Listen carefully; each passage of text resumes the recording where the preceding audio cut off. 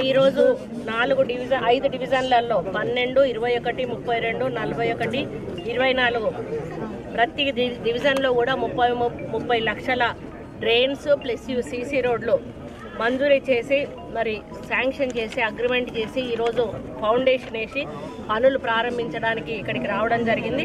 మొత్తం 1,50,00,000 రూపాయల పనులు 5 డివిజన్లలో ఈరోజు ఫౌండేషన్ వేసి పనులు ప్రారంభించడం జరిగింది.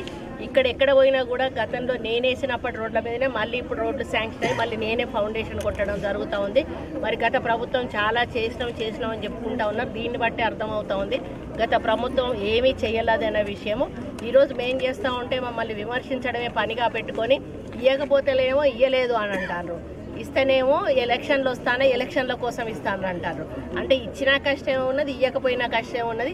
వాళ్ళకి ఎటు దిక్కుదోసని పరిస్థితుల్లో కనీసం ఏం మాట్లాడుతున్నారో కూడా అర్థం కానటువంటి పరిస్థితుల్లో మాట్లాడుతూ ఉన్నారు. ప్రజల సంక్షేమ పథకాలు అమలు చేయాలంటే ప్రభుత్వం అధికారంలోకి వచ్చిన మరుక్షణం నుంచి కూడా స్టార్ట్ చేస్తుంది.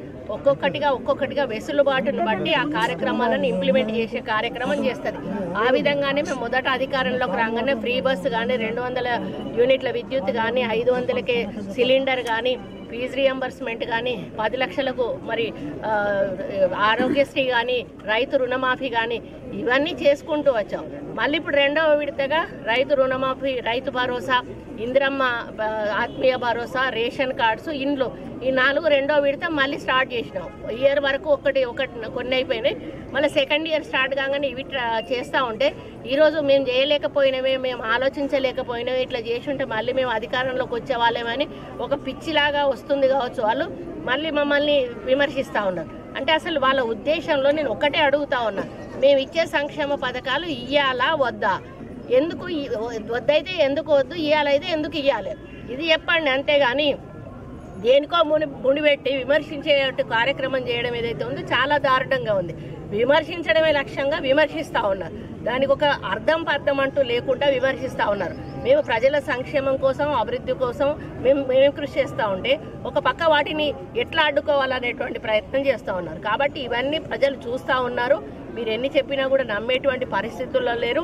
ఈరోజు కాంగ్రెస్ పార్టీ అధికారంలోకి వస్తేనే మళ్ళీ మాకు ఇందిరమ్మ ఇండ్లు వచ్చినాయి, మాకు పెన్షన్స్ వస్తాయి, మళ్ళీ రేషన్ కార్డ్స్ వస్తున్నాయి, మాకు ఈరోజు రైతులకు మళ్ళీ భరోసా వస్తూ ఉంది, ఇందిరమ్మ ఆత్మీయత ఏదైతే ఉందో 12 ఒక్కొక్కటిగా మేము ఇచ్చుకుంటూ పోతాం. ఇంకా మాకు 4 సంవత్సరాల సమయం ఉన్నది. ఈ 4 సంవత్సరాల కాలంలో ఇచ్చిన హామీలన్నీ నెరవేర్చే దిశగా ఈ ప్రభుత్వం ముందుకు పోతుంది. మీరు మాట్లాడాలి ఎప్పుడంటే మళ్ళీ ఎలక్షన్ల సమయంలో మీరు ప్రచారం చేసేటప్పుడు మాట్లాడండి. ఈ మధ్య 5 సంవత్సరాలు కూడా మీకు మాట్లాడే నైతిక హక్కు లేదు. ఎందుకంటే మాకు 5 ఏళ్ళు మ్యాండేటరీ ఇచ్చారు ప్రజలు, ప్రభుత్వాన్ని ఏలమని, ప్రజలకు సంక్షేమం చేయమని, వాళ్ళని అభివృద్ధి చేయమని. మీరు 5 ఏళ్ల తర్వాత ప్రజలకు తెలుస్తుంది, వాళ్ళే నిర్ణయిస్తారు. అప్పుడు చెప్పండి మీరేం చేసిండ్రు, మేమేం చేయలేదని. 10 ఏళ్ళు మీరు అధికారంలో ఉండి పొడిచింది ఏమీ లేదు. కానీ 10 నెలల్లో మీరు చేసిన దాంట్లో 10 ఎక్కువ మేము చేసి ఈరోజు చూపిస్తే మీకు జీర్ణించుకోలేనటువంటి పరిస్థితిలో ఉన్నారు. కాబట్టి బీఆర్ఎస్ నాయకులకు ఒక్కటే చెప్తా ఉన్నాను, మేము ప్రజాప్రభుత్వం, ప్రజల చేత ఎన్నుకోబడ్డ ప్రభుత్వం, ప్రజాపాలన చేస్తూ ఉన్నాం. ఇందిరమ్మ రాజ్యం తీసుకొచ్చాం, అదే పద్ధతిలో ముందుకు పోతున్నాం. సోనియమ్మ, రాహుల్ గాంధీ, ప్రియాంక గాంధీ ఇచ్చిన హామీలను నెరవేర్చే దిశగానే మా ప్రభుత్వం ముందుకెళ్తుంది. కాబట్టి మీరు ఎన్ని అడ్డంకులు సృష్టించినా కూడా, ఎన్ని అభాండాలు సృష్టించినా కూడా, ప్రజల్లో మా మీద ఎంత తప్పుడు ప్రచారాలు చేసినా కూడా ప్రజలు అర్థం చేసుకుంటారు. మా కార్యక్రమాలు ముందుకు నడుస్తూనే ఉంటాయి. ఈ అభివృద్ధి అనేది ఆగదు. 5 సంవత్సరాల్లో తెలంగాణ రూపురేఖలు మార్చే విధంగా మా నాయకుడు రేవంత్ రెడ్డి గారు ప్రణాళికలు సిద్ధం చేసి ముందుకు పోతా ఉన్నారు. ముఖ్యంగా వరంగల్ జిల్లా రూపురేఖలు మార్చే విధంగా ఇప్పటికే కోట్ల రూపాయలు కూడా మాకు మంజూరు చేయడం జరిగింది.